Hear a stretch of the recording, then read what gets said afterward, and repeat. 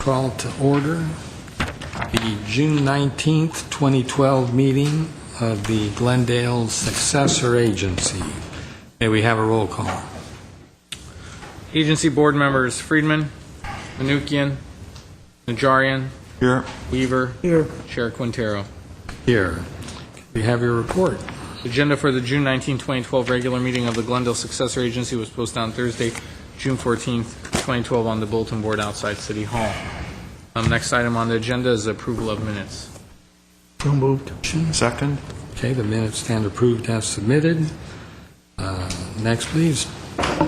Next item is oral communication. Same rules will apply as they did to the Housing Authority with 5 minutes and no debate or decision. There was one card submitted. Herbert Milano.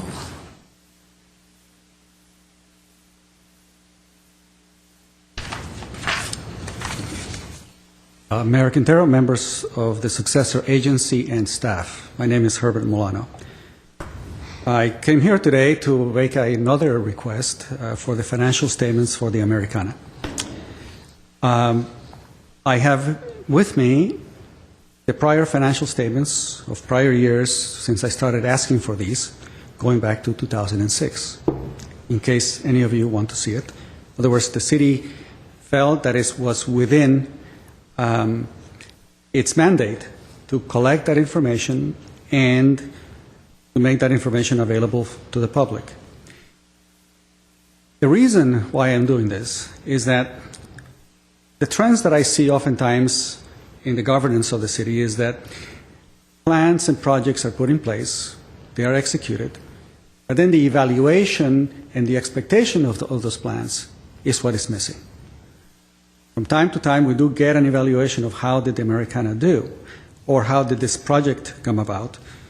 But the problem is that the projections that were made by the analysis by Kaiser Marston, the analysis that was made by internal audit, and the countless hours that we spent here back in 2004 going over the main justification concerning the Americana and the revenues that the city would obtain from it. In other words, the financial justification was a keystone to persuading the public about this.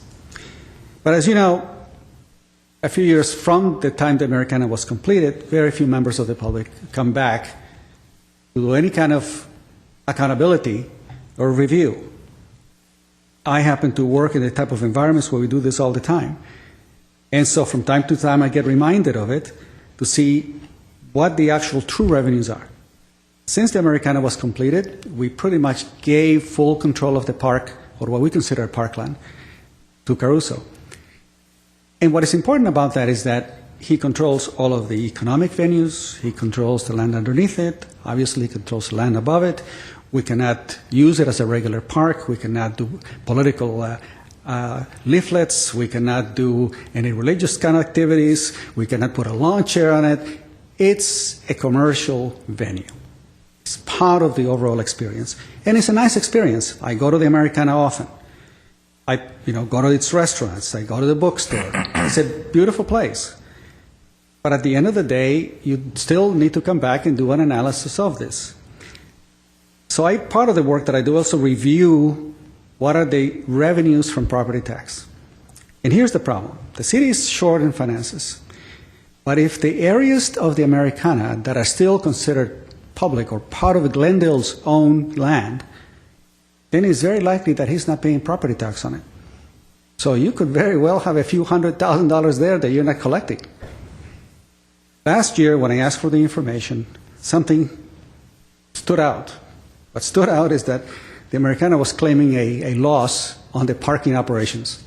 And that to me is kind of laughable. So sure enough, I believe Mr. Starbird sent out feelers, at least he said he was, and today's report, at least the partial one that I got, shows that there's a profit now from that operation. These reports concerning the internal audit projections and the Kaiser Marston documents try to put in place the expectations of that 50% profit sharing clause. You need to be able to determine if there is a profit sharing clause. And if you do not have sufficient profit, or if they don't have, you should at least be able to assess whether the sales of properties, the revenues that come in from property taxes are to your expectations, and you need to analyze why they're not. I get the impression, because these documents are not easy for me to read, that it appears that from a building to building, that whole area in between is not owned by Caruso, and he may not be paying property taxes on it. And I say maybe because I'm not too sure when I read those property tax documents. But if it is in fact under his control and pretty much, for all intents and purposes, just in the title only, maybe it's worthwhile for the city to just give him that land and then have them pay property taxes on it. Because at the end, then you'll get the additional revenues you need. And another point, well, I'll cover it next week, having to do with the kind of activity that happens on a Friday night. I went to a restaurant on Friday, and I started counting the number of pedestrians. Very few, one every 5 minutes, once every 2 minutes. So there's a lot of work to do to enliven that area. Thanks. Okay, next, please. Next on the business agenda at 6A is Director of Community Development regarding report on the activities of the Glendale Oversight Board and AB X 126 legislative update. A1 is a motion to note and file report and provide direction to staff.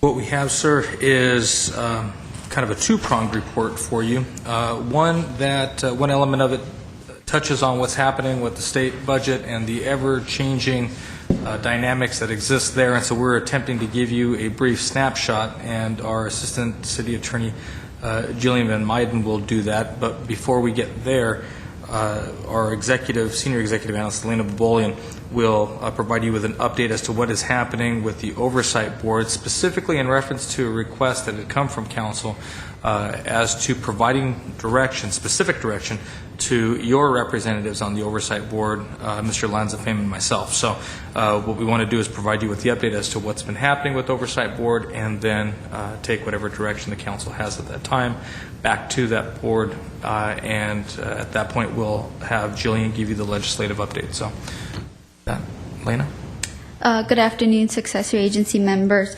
Again, this is a report to provide you an update on the activities of the Oversight Board. By way of background, the Oversight Board consists of 7 members, 2 which were appointed by this body back in February, 3 which are appointed by LA County to represent the county at large and specifically the flood control, 1 representative to represent the Glendale Community College, which was appointed by the Chancellor, and lastly, an appointment by the LA County Office of Education to represent K through 12 schools. The board members are not compensated for their work. They must attend monthly meetings and file Form 700 conflict of interest forms. The names of the members of the Glendale Oversight Board, you're obviously familiar with Mr. Ochoa and Mr. Lanzafame. The county reps are Mr. Abkarian, Mr. Raggio, and the last member which was appointed is Brian Steger. He's the director for LA County Consumer Affairs Department, but he's representing the flood control. Dr. Richard Sheehan represents the schools, and Ron Nakasone represents the Glendale Community College. We had 2 meetings take place in the month of May. Their initial meeting, they took some administrative actions, selected a chair and vice chair, which are all called for in AB 26, established rules of conduct, obviously approved the obligation schedules, which was one of the major actions they took in May, and they directed the successor agency to obtain legal counsel to represent the Oversight Board, independent of Ms. Van Meiden, who represents you as the successor agency. A subcommittee was created to interview some firms, and when we go back to the board in July, they'll make their recommendation. Also, at the July meeting, they will approve the ROPS as approved by the Department of Finance, and subsequent meetings will include review of the next ROPS, which is the next 6-month time period. We'll also ask them to allow us to spend some bond proceeds for some of the public improvements that you authorized back in April of 2012. The board meets regularly once a month, the first Wednesday of the month in the afternoon, and all the agendas are posted just like all the other committees and boards. that concludes my report on the activities of the Oversight Board. We can take direction, or we can pass it to Ms. Van Meiden for the legal. I would only add one thing on to that before taking whatever direction from the council. I would tell you that we have not yet had a split vote on this board. At this point, considering there's been a good degree of consensus on all items, but we haven't really gotten to the meat of the matter. Now that we've gotten the ROPS back from the state, my guess is that you'll see a greater differentiation between the representatives of the other taxing entities, specifically the county, and those of the city and the larger community of Glendale, i.e. the schools and the college. So with that being said, we certainly would try to answer whatever questions that the council or the successor agency has, and or take whatever direction that you would wish to give. Mr. Mayor, you said the flood control is on there represented? The flood control in the two project areas that we have in Glendale is one of the largest taxing entities, and the LA... Is that LA County Flood Control District? Correct, Yeah. correct. What projects do, Channel? I'm trying to understand, why would they have a seat on there? Mr. Weaver, essentially, it's the largest special district within the boundaries. Oh, special districts. So it happens to be the flood control district, which is LA County. Yeah, they'll have a lot to say about it. And in general, that's the largest district that you'll see in most every city in LA County. Well, they're not a big player in this game. I dealt with the LA County flood for years, decades. It does give the county of Los Angeles one more seat on the board that it controls. Yeah, right. So I have a question. It's not directly on point to your presentation, but as we talk about our relationship as a successor agency, one of the issues was the loan, the city's loan that we made to redevelopment, which was in the tune of, the outstanding balance was how much? Was it like 60? Well, we had, it was originally in the $70 million range, and we had paid ourselves back about $30 million of it last year. So why can't the city, I understand we tried to make the transfer before D-Day, and they said, no, that wasn't permitted. Why can't we just bring a lawsuit for a breach of contract against what would have been the redevelopment agency, which is now the successor agency? Well, not the oversight board, or maybe it would be the successor agency. Just on pure contractual basis. I mean, I understand going forward that they've made their rules, and I don't think there's much of a strong legal challenge about that. But this was hard money that the city gave to an entity. Why don't we just file a lawsuit, serve it on ourselves, and get rid of execution and take back the Alex Theater or any other asset that the board had? If I may, members of the successor agency, Councilman Najarian, we are looking at basically all legal theories and all legal revenues. I think what the state has said is they've made those, or they voided all those contracts. And so there will obviously be, we probably would get an intervener challenge from other parties, not outside the city, to contest such a challenge. But again, we haven't come to a final resolution of that city loan yet in terms of litigation strategies. So I don't want to comment beyond that. I understand. I'm still looking at all legal theories. I see takings issues, constitutional issues. I don't know if any other city had made as large a loan as we had. There are some, yes. Large? I imagine the larger agencies probably have larger loans. But I would encourage legal staff to really pursue that. And this was an unorthodox action by the state. I think it also calls for unorthodox. Let's go to the third branch, right? Everyone talks about at the national level. There's the tripartite branches. Let's throw ourselves to the courts for this basic fairness and basic right to contract and certainty of contract. And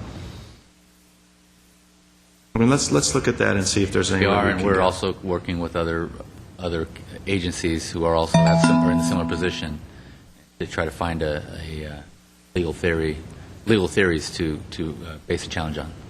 But that truly is I think, the thinking, the central thinking behind some of the efforts of legislators to say, what are they really trying to do? Are they trying to get cities out of the property tax collection business? And if so, let's give, or they may consider giving cities and former redevelopment agencies all of that money that was already encumbered for those types of loans. And say that, just as you said, there's so many lawsuits that could be filed and so many theories that it's such a hornet's nest. Let's leave that and focus on the future. That doesn't necessarily get the state what it wants in terms of cash, but it's a shorter distance between 2 points. Probably a good place to cut over to Jillian to tell you where we are in the ever-changing world of state budget negotiation. One last thing. A loan is a loan. You get a home loan. Can somebody just dismiss it? I mean, it seems so logical that you have to pay back a loan for the state to say, don't forget about the loan. There are a number of laws that govern how a lender and a borrower interact with one another in a transaction. The state has circumvented the whole process by invalidating the loan and all the laws governing that loan, and creating this brave new world that really is fraught with any number of legal challenges. So you're absolutely right in the world of common sense, but this is the state of California. That's right. I keep forgetting that. Thank you for bringing me back to reality.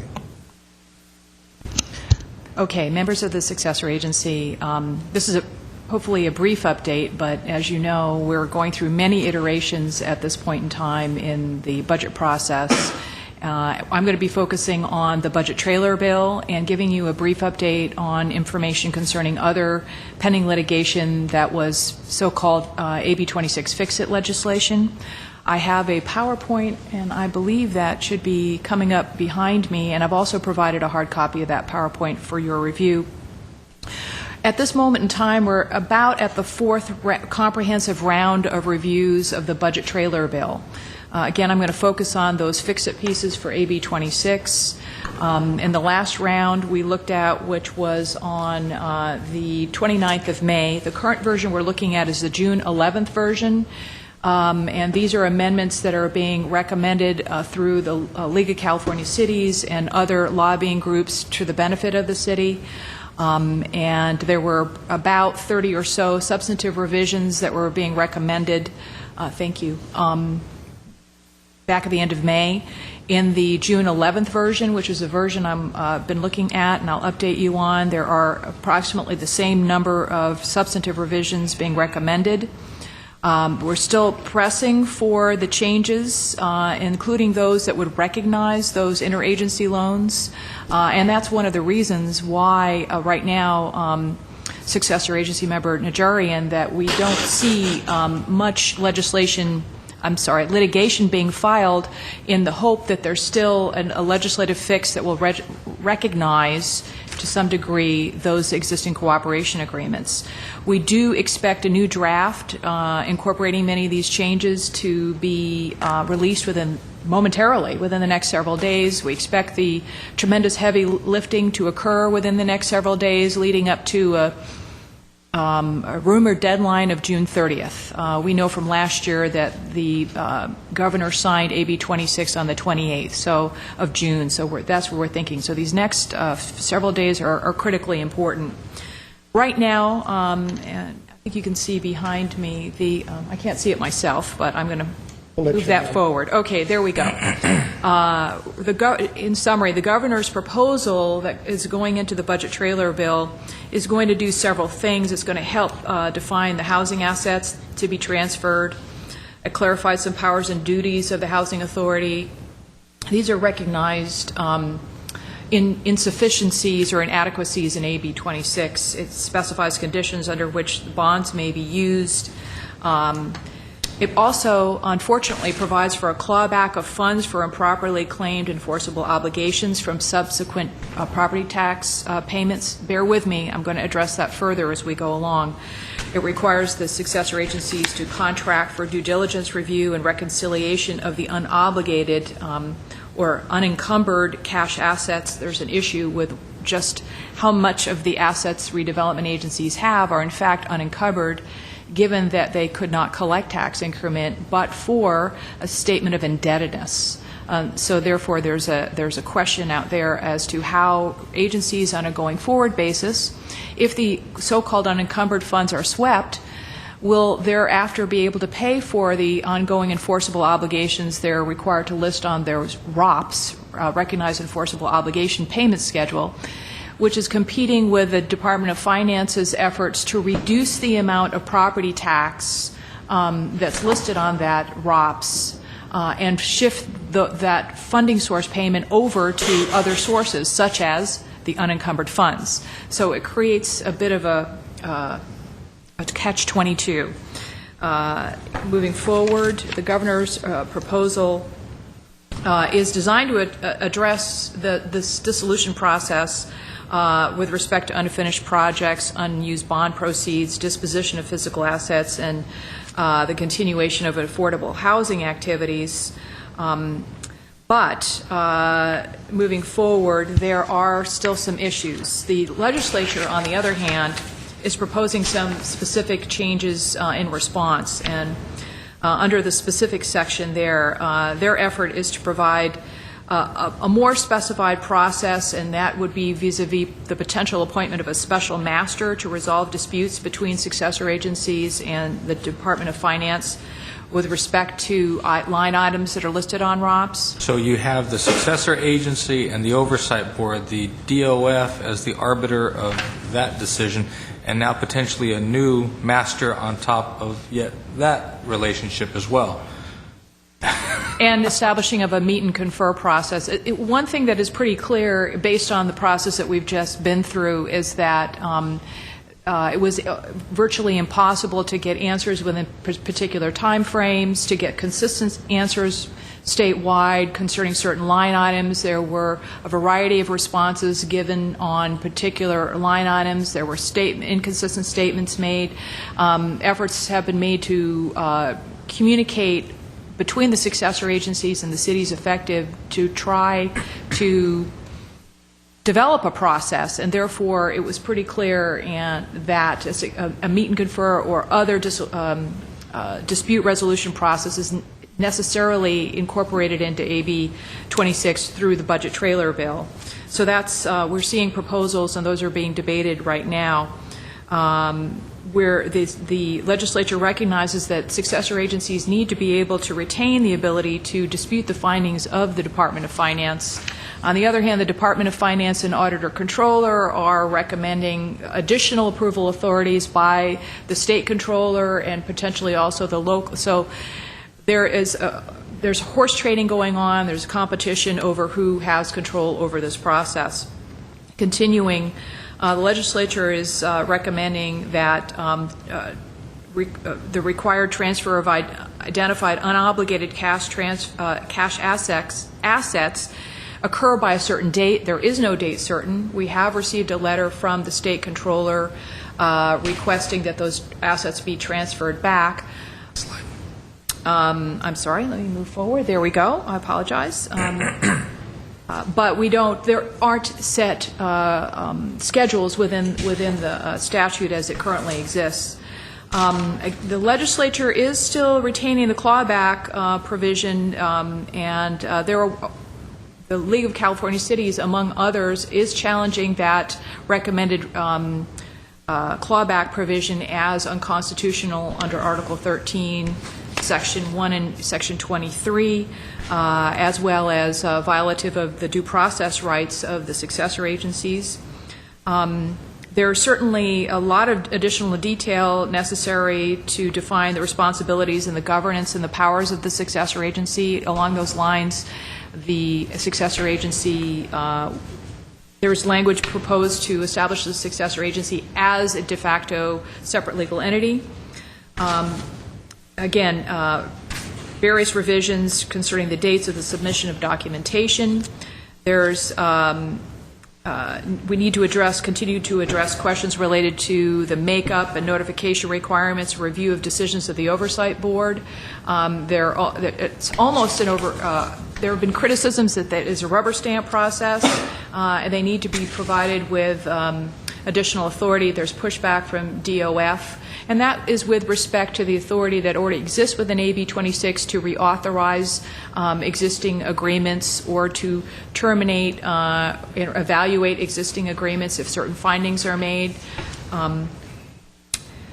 Again, more revisions and clarifications concerning dates. Moving forward, there are some proposed benefits from agencies that cooperate with this new review process. And this is where we see some of that horse trading taking place. For example, there would be recognized repayment of legitimate loans to the communities based on predetermined schedules and terms.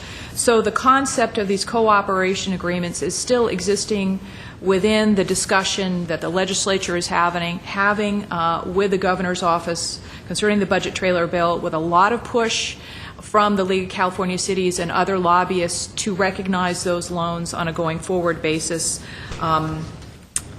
Also, with respect to the spending of the pre-11 bond proceeds, many of us, Glendale and hundreds of agencies included, floated bonds in 2011. So there's still a push to recognize those bonds as well as the pre-2011 bonds.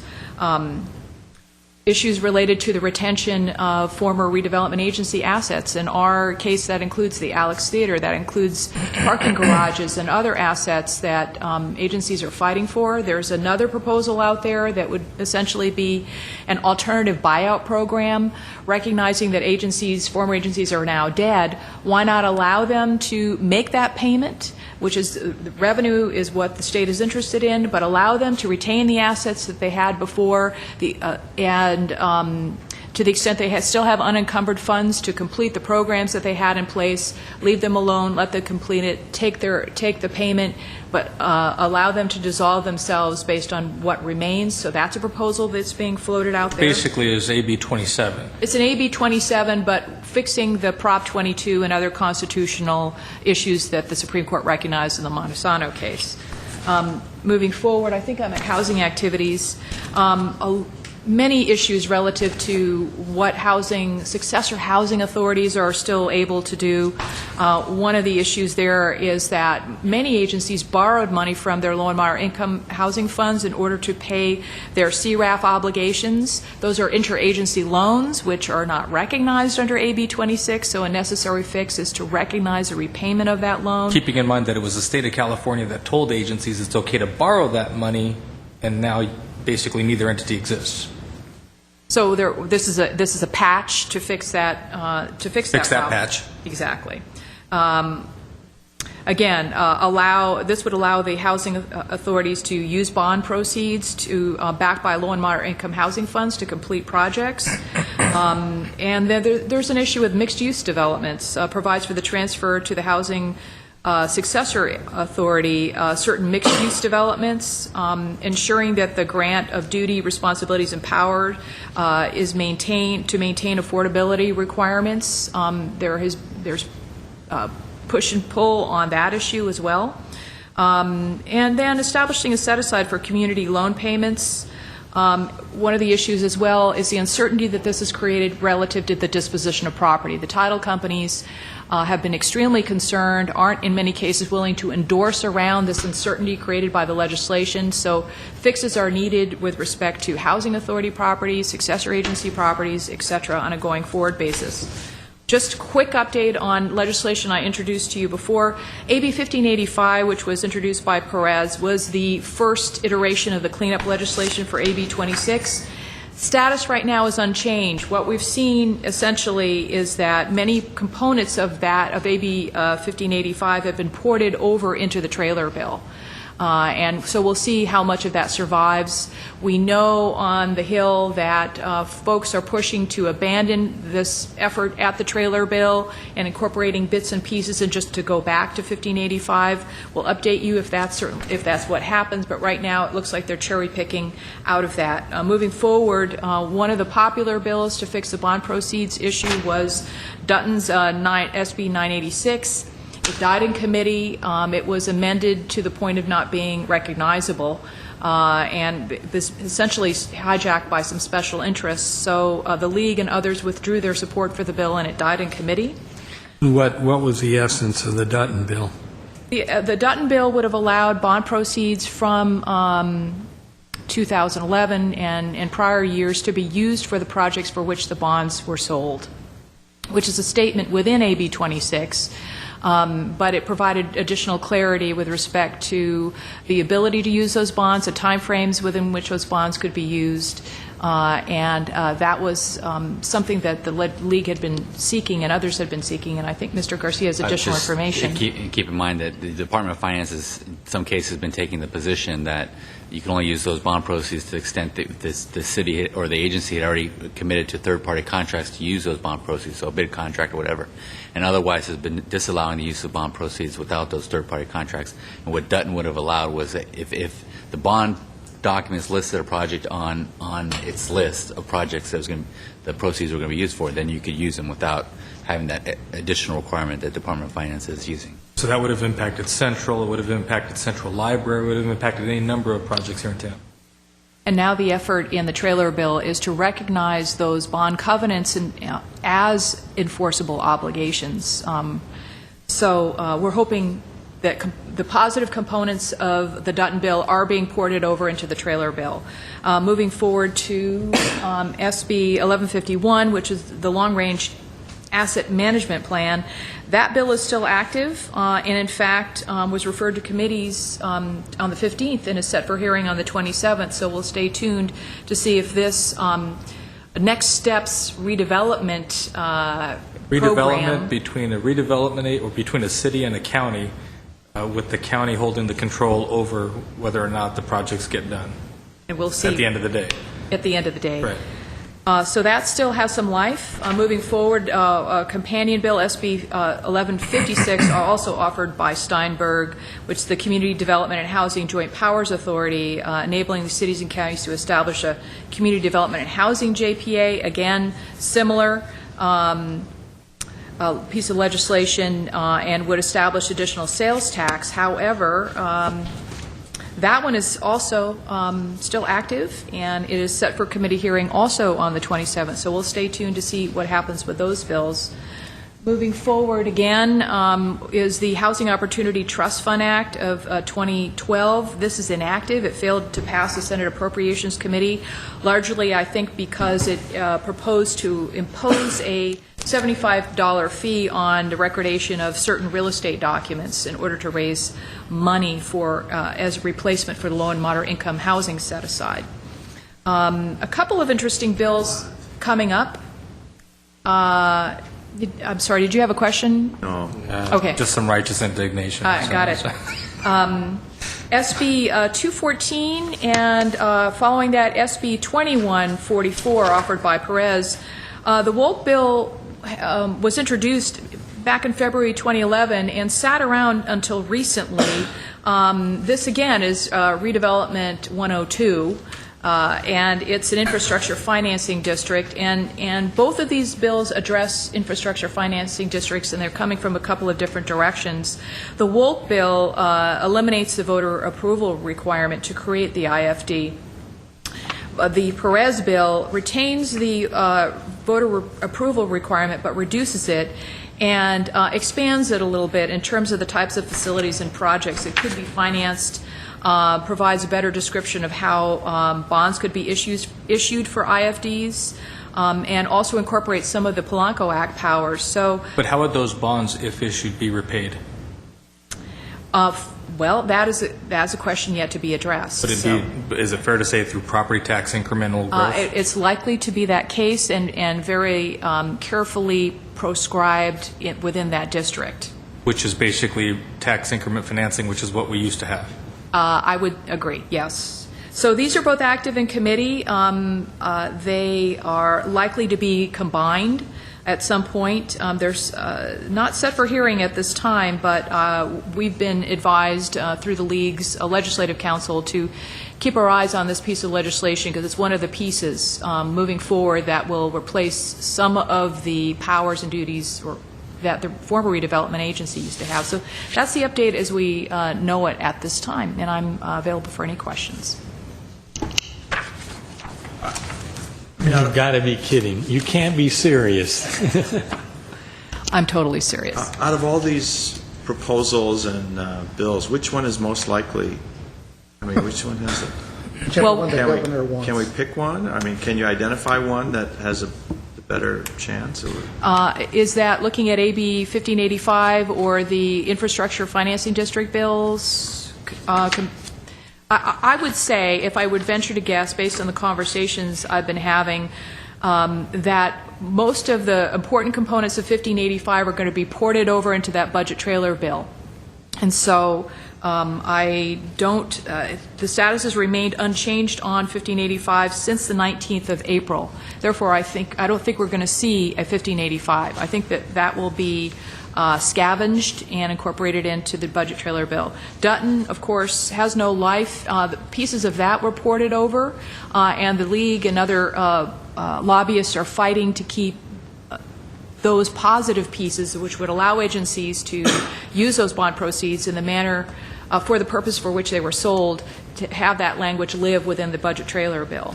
It's hard to say what will happen with the long-range asset management plan under SB 1151 and SB 1156. They are set for hearing. They were very quiet for a while. So it's hard to read the tea leaves on those bills, but it seems that an effort is being made to find a replacement for redevelopment that forces the taxing entities to get along. Whether or not that'll be possible and how that'll be implemented, and perhaps it'll be implemented through these infrastructure financing districts. It's pretty clear that the effort is to have taxing entities participate in future redevelopment, and if that happens through these vehicles, it's quite likely. What I heard through the League's legislative office is that Volk and Steinberg's bills and Perez's bill for the infrastructure financing district do have life, are going to be pushed forward, will likely be synthesized in some manner. So that's what we see today. Of course, that snapshot could change after I finish this presentation. And the current budget is based on the assumption that the voters will approve tax increases in November. Hard to That's predict. my understanding. And that should they not approve that, then I think all these proposals are off the table. I mean, they'll be making even more severe Well, not grabs. necessarily. Those that certainly draw on additional tax increment financing in any form will likely be off the table, but those that are able to fund themselves in some way, either share the existing property tax increment that's available and force those taxing entities to cooperate, will likely continue to have some life. I think that's probably right. As those folks who are running for re-election in November come back to their home districts who care about redevelopment or what used to be redevelopment, my guess is that's right. If there is any way to do the redevelopment 2.0, they're going to want to say, look, I support you, I support local control, here's a new platform to stand on. That could very well end up being the case because it doesn't cost them anything right now because the concept is still relatively new and it doesn't take anything away from the state. So, yeah. Okay, thank you very much. What's next? To note and file that. All right. The motion is in this. I'll move 6A1. So ordered. I don't need to take a roll call. Okay, next, please. Next is agency member staff comments. Any comments? I hear none. Next. Your motion to adjourn? So moved. We are adjourned. We didn't need to know.